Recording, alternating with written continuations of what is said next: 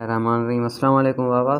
अॼु असांजो हिकु तमामु इम्पॉर्टेंट टॉपिक जंहिंजो नालो आहे रेक्टिफिकेशन। हाणे इहा रेक्टिफिकेशन छा थींदी आहे इन खे सही तरीक़े सां सम्झंदासीं। हाणे रेक्टिफिकेशन बेसिकली कमु इहो आहे त करंट पढ़ी आयासीं। करंट जॾहिं एसीअ मां DC कन्वर्ट थी वञे, माना अल्टरनेटिंग करंट डायरेक्ट करंट में कन्वर्ट थी वञे त उनखे असां चवंदा आहियूं रेक्टिफिकेशन। हाणे रेक्टिफिकेशन कराईंदो केरु आहे? रेक्टिफिकेशन कराईंदो आहे असांखे डायोड। डायोड कहिड़ो आहे? जेको डायोड जेको खां वठी पढ़ंदा था अचूं, इहो डायोड असां हीअं ठाहींदा आहियूं। ठीकु आहे। हाणे हेॾां अथसि हिन जो कैथोड, हेॾां अथसि हिन जो एनोड, ऐं हीअ आहे असांजी नेगेटिव, हीअ आहे पॉजिटिव। हिन खे हाई वोल्टेज, इन खे लो वोल्टेज था चऊं। रेक्टिफिकेशन आहे कन्वर्जन ऑफ, चवंदा आहियूं इहा कन्वर्जन आहे कंहिंजी कन्वर्जन आहे? AC conversion of AC to DC by which मतिलबु एलिमेंट तव्हां चओ जीअं त असां हुनखे चवंदा आहियूं डायोड। हे डायोड आहे। डायोड यूज़ थींदो आहे छाजे? रेक्टिफायर जे। हे रेक्टिफायर हूंदो आहे जेको रेक्टिफिकेशन करण में हेल्प करे। हाणे रेक्टिफिकेशन जेका थींदी आहे बाबा, उहा ॿिनि क़िस्मनि जी थींदी आहे। हिकु हूंदी आहे, ॾिसो रेक्टिफिकेशन जा ॿ क़िस्म कहिड़ा आहिनि? हिकु रेक्टिफिकेशन थींदी आहे जंहिंखे चइबो आहे हाफ वेव रेक्टिफायर, ऐं ॿी रेक्टिफिकेशन थींदी आहे जंहिंखे चइबो आहे फुल वेव रेक्टिफायर। हाणे हाफ वेव ऐं फुल वेव में फ़र्क़ु कीअं असां ज़ाहिर कयूं? उहो फ़र्क़ु कीअं ज़ाहिर थींदो आहे त ॾिसो AC करंट जेको आहे, AC करंट अल्टरनेटिंग करंट आहे, हीअं आहे। इहो अल्टरनेटिंग करंट जॾहिं कन्वर्ट थी वञे कंहिं में DC करंट जी हिकु साइकिल में, ओनली वन साइकिल जॾहिं हिकु अचे त इनखे चइबो आहे हाफ वेव।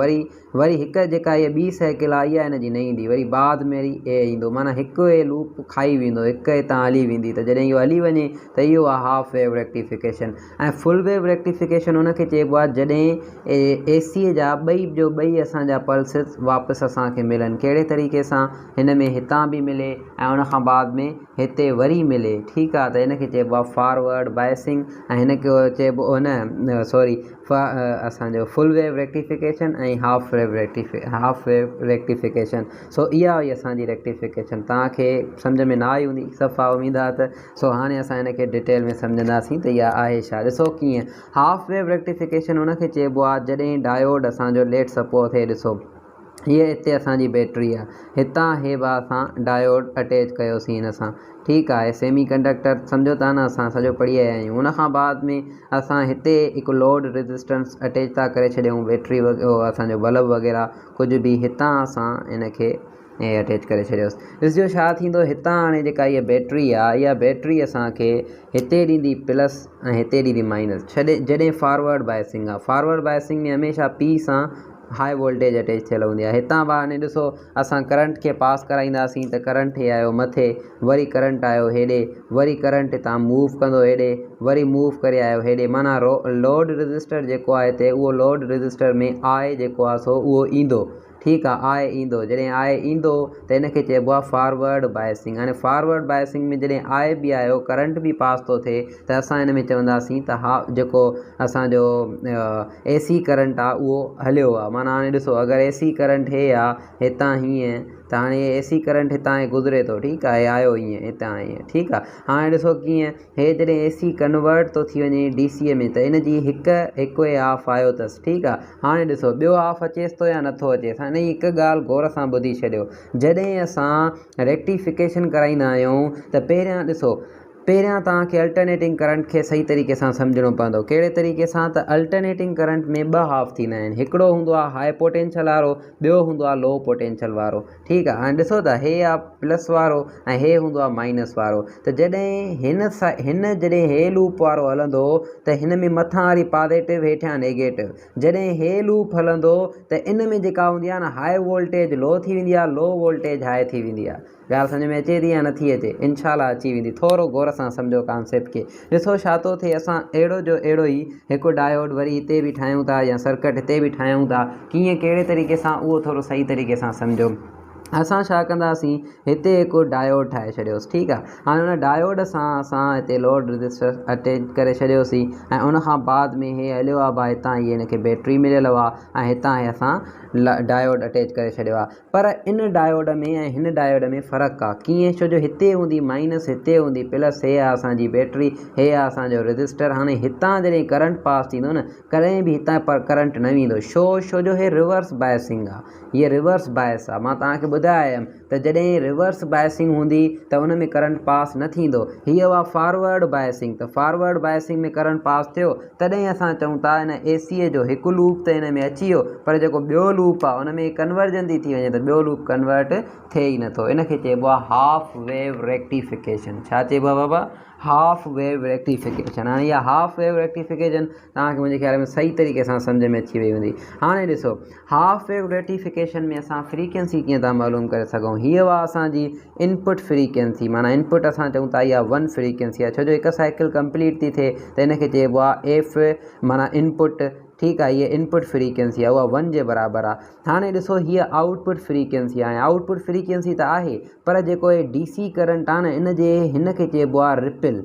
छा चइबो आहे? रिपिल। ऐं हिकिड़ो रिपिल जेको हूंदो आहे न, उहो हिकु रिपिल फ्रीक्वेंसी 1 जे बराबरि हूंदो आहे। कंहिंमें? DCअ में। ACअ में ईअं न हूंदो आहे। ACअ में 2 रिपिल खणंदव तव्हांखे, हिकु अप वारो ॿियो डाउन वारो, ॿई मिलाईंदव, हिकु साइकिल ठहंदी, पोइ फ्रीक्वेंसी आहे। पर DCअ में असां हिन रिपिल खे छा चवंदा आहियूं त इहा हिकु फ्रीक्वेंसी आहे। पोइ असां ईअं चवंदा आहियूं त इन हाफ वेव रेक्टिफायर जेका फ्रीक्वेंसी तव्हां इन था कयो, उहा ई तव्हांखे फ्रीक्वेंसी आउट थी मिले।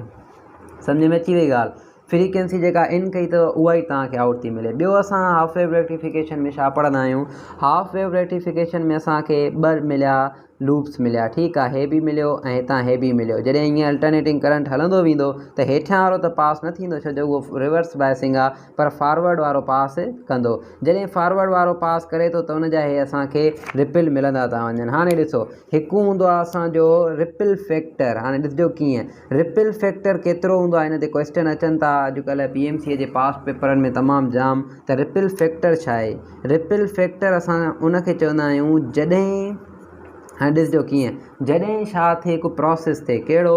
हे जेको आहे न, जॾहिं माना पुलसेटिंग करंट स्मूथ करंट में कन्वर्ट थिए। कहिड़े तरीक़े सां? जॾहिं पुलसेटिंग, हाणे पल्सिस में आहे न, इनखे असांखे पुलसेटिंग मां कन्वर्ट करिणो आहे कंहिंमें?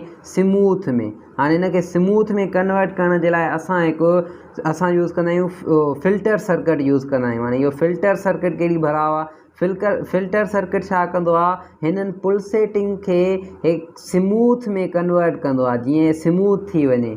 जॾहिं पुलसेटिंग DC स्मूथ DCअ में कन्वर्ट थी वञे त असां उनखे चवंदा आहियूं रिपिल फैक्टर। ऐं जेको ripple factor half wave rectification जो हूंदो आहे उहो हूंदो आहे 1.21। एतिरी ॻाल्हि सम्झ में अची। ऐं रिपिल फैक्टर जेतिरो ज़्यादा हूंदो ओतिरो नुक़सानु आहे उन जे लाइ, छो जो ओतिरो असांजी ओतिरी कंसंट्रेशन या ओतिरी इफिशियंसी असांखे सही तरीक़े सां न मिलंदी। फिल्टर सर्किट जे बारे में मां तव्हांखे ॿुधायमि त सर्किट जेको हूंदो आहे उन सां रजिस्टर अटैच थियल हुजे, बैटरी अटैच थियल हुजे। ऐं हे जेको फिल्टर सर्किट आहे इन में हिकु वरी असांखे हिते असांखे मिलंदो आहे कैपेसिटर। कैपेसिटर छा कंदो आहे? जॾहिं हिकु हाफ वेव रेक्टिफिकेशन अचे थी त बाद में जेको माना ॾिसो, हिकु पल्स आयो आहे, पोइ बाद में नथो अचे, त हे जेको नथो अचे इहो हितां कैपेसिटर मां खणंदा आहिनि। हाणे कैपेसिटर वरी छा आहे? कैपेसिटर स्टोर कंदो आहे एनर्जीअ खे, या स्टोर कयो करंट खे। हे करंट खे स्टोर कंदो आहे। जीअं हिते स्टोर थो करे त ॾिसजो छा थो थिए, हे वारो त अचे थो, बाद में जॾहिं नथो अचे त पोइ हितां कैपेसिटर हिनखे पंहिंजी ॾेई करे हिनखे स्मूथ करण जी कोशिशि थो करे। फिल्टर सर्किट ऐं कैपेसिटर, इहो अॻिते असांजा टॉपिक्स आहिनि जेके टाइम टेबल में, हुन में डिटेल में इंशाल्लाह हिननि ते असांखे ॻाल्हाइणो आहे। फ़िलहालु तव्हां इहो सम्झो त रिपिल फैक्टर छा आहे। रिपिल फैक्टर माना स्मूदिंग ऑफ पुलसेटिंग टू, माना DCअ खे जॾहिं पुलसेटिंग मां तव्हां स्मूथ कंदा आहियो त हुनखे चइबो आहे रिपिल फैक्टर। ऐं इफिशियंसी छा थींदी आहे? Efficiency of half wave rectification असां कीअं था फाइंड करे सघूं? उहा ईअं आहे, उहो फाइंड करण जो बि हिकु पैटर्न आहे, उहो ॿुधायांव थो। हे रिपिल फैक्टर खे R सां असां शो कंदा आहियूं, यादि हुजेव। ऐं ॿियो ॾिसो त जेको असां इफिशियंसी चवंदा आहियूं, उहा इफिशियंसी हूंदी आहे हिनजी 40.8%। हाफ वेव रेक्टिफिकेशन में इफिशियंसी माना हिनजी केतिरी आहे हाफ वेव रेक्टिफिकेशन जी, उहा चवंदा आहियूं 40.8। अच्छा बाबा हाणे हीअ हुआ फुल वेव रेक्टिफिकेशन। ठीकु आहे, हाणे मां हिकु लेक्चर रिकॉर्ड कयो पर उहो थोरो हेॾे होॾे थी वियो, इन करे हाणे फुल वेव रेक्टिफिकेशन जो हिते ई थो सम्झायांव। फुल वेव रेक्टिफिकेशन असल में थींदी छा आहे, ॾिसो हे अल्टरनेटिंग करंट आहे। इहो अल्टरनेटिंग करंट जॾहिं स्मूथ DC में कन्वर्ट थी वञे त इनखे चइबो आहे। पर स्मूथ DC बि मां ईअं थो चवां त ॾिसो पहिरियां छा पियो थिए, हाफ वेव में हिकिड़ो ई वेव पोइ हेॾे मिले, पर हिते ॾिसो हे बि मिलंदो, हे बि मिलंदो, ॿई वेव असांखे मिलनि था, त इहा फुल वेव रेक्टिफिकेशन। हाणे फुल वेव रेक्टिफिकेशन में अगरि तव्हां फ्रीक्वेंसी ॾिसंदव त फ्रीक्वेंसी पहिरियां हूंदी आहे हिकु। ॾिसो हीअ हिकु साइकिल आहे, पर जॾहिं तव्हां हिते ॾिसंदव त हिकु रिपिल ॿियो बि रिपिल, माना एफ आउट तव्हांखे 2 मिलंदी, एफ इन तव्हां हिकु ॾिनी आहे। वरी अहिड़े ई तरीक़े सां जेको टाइम पीरियड आहे उहो बि तव्हांखे हिते हिकु मिलंदो, 1 सेकंड, ऐं हिते तव्हांखे 2 सेकंड या 2 टाइम पीरियड तव्हांखे मिलंदा। उनखां बाद में फुल वेव रेक्टिफिकेशन कराईंदा कहिड़ा इंस्ट्रूमेंट्स आहिनि उहो थोरो सम्झूं। पहिरियों इंस्ट्रूमेंट आहे जंहिंजो नालो आहे सेंटर टेप्ड ट्रांसफार्मर, जंहिंमें यूज़ थींदा आहिनि 2 डायोड। ॿियो इंस्ट्रूमेंट आहे जंहिंखे चइबो आहे ब्रिज रेक्टिफायर, जंहिंमें यूज़ थींदा आहिनि 4 डायोड। हाणे हे सेंटर टेप्ड ट्रांसफार्मर इहो असांजे बुक में आहे कोन, सो इनखे असां कट था करे छॾियूं। आहे पर ॿिए हंधि आहे, हे असांजी सिलेबस में न आहे, सिलेबस में हे आहे, सिलेबस वारो थोरो कवर कराए वठांव। ॾिसो हाणे छा थो थिए त हे जेको असांजो अल्टरनेटिंग करंट आहे इहो मथां वारो पहिरियां साइड जॾहिं वञे थी त असां ईअं था चऊं त मथीं जेका वोल्टेज आहे उहा हाई, माना मथां वारी वोल्टेज खे असां हाई था खणूं, या ईअं था चऊं पॉज़िटिव सेंस में था चऊं मथे थी वञे, ऐं हे आहे नेगेटिव सेंस में हेठि थी अचे। ठीकु आहे, सो हाली हिनखे असां नथा खणूं, हिनखे था खणूं। ॾिसजो कीअं, मां तव्हांखे ॿुधायमि त जेका मथां आहे उहा हाई वोल्टेज आहे, त असां छा था कयूं, हिनखे पॉज़िटिव था खणूं, हिनखे नेगेटिव था खणूं। अल्टरनेटिंग करंट हले थो, हीअ बैटरी आहे, इन बैटरीअ में हे प्लस कयोसीं, हे माइनस कयोसीं, या तव्हां हे प्लस खणो हो माइनस खणो, तव्हांजी उहा मर्ज़ी आहे, तव्हां कुझु बि खणी सघो था। प्लस जो मतिलबु इहो त प्लस वारी साइकिल थी हले, माइनस जो मतिलबु इहो त माइनस वारी साइकिल थी हले। प्लस वारो इहो त हाई वोल्टेज आहे, ऐं हाई वोल्टेज ॾिसो, हाई वोल्टेज असां हिते अटैच कई आहे, हिते लो वोल्टेज अटैच कई आहे, कंहिंजी, इन अल्टरनेटिंग करंट जी। ठीकु आहे, हाणे ॾिसजो कीअं छा थो थिए त हितां हे हाणे करंट मूव कंदो, करंट बा मूव करे आयो, वरी हाणे ॾिसो पॉज़िटिव वारो हूंदो आहे, छो जो कन्वेंशनल करंट आहे, हितां ईअं मूव थो करे, हितां ईअं हलंदो। जीअं ई हेॾे हलियो आयो त ॾिसो हाणे कीअं थो हेॾे हले, हेॾे ईंदो ऐं हिते करंट आयो आहे न, हिते करंट मुंझी पवंदो, या हेॾे वञे या हेॾे वञे। ॾिसो हीअ प्लस साइन आहे, जॾहिं जो प्लस साइन हूंदी त प्लस साइन हमेशह पी साइड ईंदी आहे, तॾहिं ई फॉरवर्ड बाइसिंग थींदी आहे न, या तॾहिं ई त करंट पास थींदो आहे न, जॾहिं प्लस वारी साइन हो हिन सां अटैच थियल हुजे। सॼो सम्झायो आहियां। ठीकु आहे, अगरि हे त एन आहे न, हेॾे त न वेंदो न। ऐं ॿियो इहो बि सम्झो त हे त हिते डायोड 1, हे आहे डायोड 2, हे डायोड 3, हे डायोड 4। ठीकु आहे, हाणे जॾहिं पहिरीं हाफ थो वञे, हे पहिरियों हाफ वञे थो, ॾिसजो हिन में छा थो थिए, हे करंट आयो हितां ईअं मूव कयईं, हे लोड रजिस्टर आहे, माना रजिस्टर को पखो वग़ैरह या बल्ब वग़ैरह। ठीकु आहे, हितां आयो, वरी हितां हे हीअं आयो, हाणे सिधो वेंदो मथे, हे जीअं ई मथे आयो त हिते वरी हे मुंझी पवंदो। हाणे ॾिसजो कीअं, हाणे छा आहे, जेके मथां वारा आहिनि इहे हाई वोल्टेज डायोड थींदा आहिनि, हे लो वोल्टेज डायोड थींदा आहिनि। पोइ जॾहिं हिते ईंदो आहे न इहो करंट असां वारो, त इहो करंट छा कंदो, हेॾे न वेंदो कॾहिं बि, इहो वरी डाउनवर्ड ईंदो, छो जो एतिरी हिन में पोटेंशियल आहे ई न, मथां बि पास करे अचे त हेठियां बि पास करे अचे, इन जे करे हाणे हे हेॾे आयो, हाणे एॾे ईंदो वरी हेॾे वेंदो, वरी उनखां बाद में हे पंहिंजो रूट वठी करे सिधो हिन साइकिल खे पूरो कंदो। जॾहिं साइकिल पूरी थी वेंदी आहे त पोइ तव्हां चवंदो जेको अल्टरनेटिंग करंट आहे उन मां जेको असांखे हाफ मिलियो आहे उहो एक्सेप्ट थियो आहे, या उहो मिलियो आहे। अचे थी ॻाल्हि सम्झ, जॾहिं साइकिल पूरी थिए, साइकिल पूरी नथी थिए, करंट मूव हेसि ताईं नेगेटिव ताईं नथो करे अचे, त पोइ तव्हां कॾहिं न चवंदव त असांखे सॼो पूरो मिलियो आहे। जहिड़े तरीक़े सां हाफ वेव रेक्टिफिकेशन में सम्झायोमांव। हाणे ॾिसो अॻिते, हाणे छा थो थिए, वरी जॾहिं ॿियो हाफ थो मूव करे, त जॾहिं ॿियो हाफ मूव कंदो न त साइनियूं इनवर्स थी वेंदियूं, माना हिते तव्हां चवंदव माइनस, हिते तव्हां चवंदव प्लस, ऐं करंट असां चवंदा आहियूं प्लस खां मूव कंदो आहे। त ॾिसजो कीअं, हे करंट हेॾे आयो, वरी करंट हीअं वियो, हाणे करंट काॾे वञे, हाणे करंट हेॾे वेंदो, छो जो हेॾे त न वेंदो न, हेॾे त नेगेटिव आहे, हाणे हेॾे आयो हीअं। ठीकु आहे, करंट अची वियो हेॾे, वरी हाणे काॾे वञे, हाणे हेॾे वेंदो न, हेॾे बि न वेंदो, हे करंट हेॾे आयो, लोड रजिस्टर खे हलाए हाणे हीअं अची वियो, वरी आयो करंट हेॾे, वरी करंट वियो हेॾे। ठीकु आहे, हाणे मथे त न वेंदो, छो हाणे ॾिसजो, हाणे जेको आहे न प्लस वारा आहिनि, त हे जेको ॾिसजो कीअं छा थो थिए, जेको D3 आहे ऐं D असांजो छा नालो आहे हिन जो D2, इहे ॿई हाई वोल्टेज में था अचनि, ऐं हे ॿई लो वोल्टेज, छो जो प्लस हिन साइड ॾांहुं आहे न, जंहिं साइड आहे प्लस ईंदी होॾां हाई वोल्टेज वारा अची वेंदा। हाणे ॾिसजो हे हेॾे वेंदो, वरी इहो पोइ हिते आयो, हाणे हिते ॾिसो हीअ सॼी नेगेटिव साइन आहे, त ज़ाहिरी ॻाल्हि आहे हाणे करंट नेगेटिव साइड ॾांहुं अची करे हेॾे पंहिंजी हीअ साइकिल पूरी कंदो। हेॾे बि वेंदो कुझु, छो जो हेॾे बि त आहे न साइड, पर हेॾे असांखे खपे न, हेॾे वेंदो त बस दाया ई थी वेंदो, हेॾे वेंदो ऐं साइकिल पंहिंजी कंप्लीट थो करे। असांखे इहो फ़िलहालु हिते कंप्लीट करिणो आहे। हाणे तव्हां इहो सम्झो त ॿी बि साइकिल कंप्लीट थी वई, ॿियो बि हाफ अची वियो, इहा बि ॻाल्हि सम्झ में अची वई। हुन खां बाद में तव्हां इहो सम्झो त जॾहिं असां पहिरियों हाफ कन्वर्ट पिया करायूं त उन में तव्हां ॾिसंदव त जेको डायोड 1 आहे एंड डायोड 3 आहे, इहे ॿई कंडक्ट पिया कनि। इन्हनि ॿिन्ही खे असां चऊं पिया फस्ट हाफ में इहे ॿई फॉरवर्ड बायसिंग आहिनि, ऐं डायोड जेको हिते 2 आहे ऐं डायोड 4 आहे, उन्हनि ॿिन्ही खे असां चऊं पिया त इहे शइ आहिनि रिवर्स बायसिंग आहिनि, कंहिंमें फस्ट हाफ में। पर अचूं असां सेकेंड हाफ जी ॻाल्हि कयूं त इन में वरी रिवर्स आहे। इन में कीअं, इन में डायोड 2 ऐं डायोड 4 जेको आहे उहे फॉरवर्ड बायसिंग इन माना करंट पास कनि था, ऐं जेको D1 आहे ऐं D3 आहे उहो असां चऊं था रिवर्स बायसिंग आहिनि, जेके करंट पास नथा कनि। इहो कंहिंमें, हिन हाफ में। हिते हुयो तव्हांजो सॼो जो सॼो असांजी ब्रिज रेक्टिफिकेशन वग़ैरह हर शइ। वधीक जेके बि हिन ते MCQs अचनि था उहे असां हिकु ॿ अञा बहितर तरीक़े सां अञा कंदासीं त किथे किथे करंट करे थो पास, किथे नथो करे। फ़िलहालु तव्हां हिन जूं इहे मेन पॉइंटियूं सम्झी छॾियो ऐं ट्राए कयो हिन खे सम्झण जी, इनशाला सम्झ में अची वेंदो बहितरीनु तरीक़े सां।